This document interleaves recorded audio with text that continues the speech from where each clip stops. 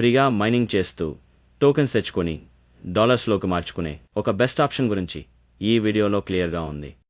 దీంట్లో మీరు ఫ్రీగా మైనింగ్ చేస్తూ ప్రతిరోజు కూడా టోకెన్స్ని అయితే తెచ్చుకోవచ్చు. ఆ టోకెన్స్ని డాలర్స్ రూపంలో కన్వర్ట్ కూడా చేసుకోవచ్చు. ఈ ప్రాసెస్ ఎలా అనేది నేను ఈ వీడియోలో క్లియర్గా అయితే చెప్తాను. ఇంటర్లింక్ యాప్ మీకు play store and app store లో అవైలబుల్ ఉంటుంది. సో అక్కడ నుండి డౌన్లోడ్ చేయండి. డౌన్లోడ్ చేసి ఓపెన్ చేసిన తర్వాత గెట్ స్టార్టెడ్ నౌ మీద క్లిక్ చేయండి. నెక్స్ట్ సైన్ అప్ మీద క్లిక్ చేయండి.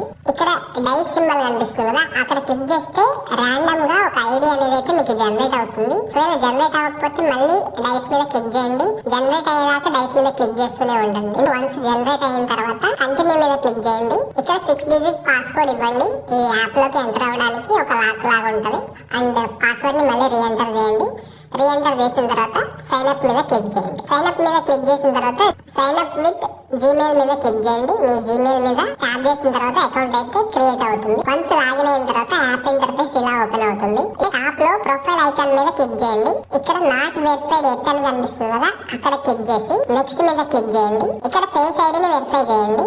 So right side, left side, top, down side ఇలా చూపిస్తుంటది. సో అకార్డింగ్ టు దట్ మీరు ఫేస్ ఐడిని అయితే వెరిఫై చేయండి. వన్స్ ఫేస్ ఐడి వెరిఫై అయిన తర్వాత 1000 కాయిన్స్ ఎలా క్లైమ్ చేసుకోవాలంటే పక్కనే రిఫరల్ అని ఉంది కదా, అక్కడ క్లిక్ చేయండి. క్లిక్ చేసిన తర్వాత హ్యూమన్ హ్యాష్ అని కనిపిస్తుంది కదా, అక్కడ క్లిక్ చేయండి. క్లిక్ చేసిన తర్వాత ఎంటర్ రిఫరల్ కోడ్ అని చూపిస్తుంది కదా, అక్కడ ఎంటర్ చేయండి.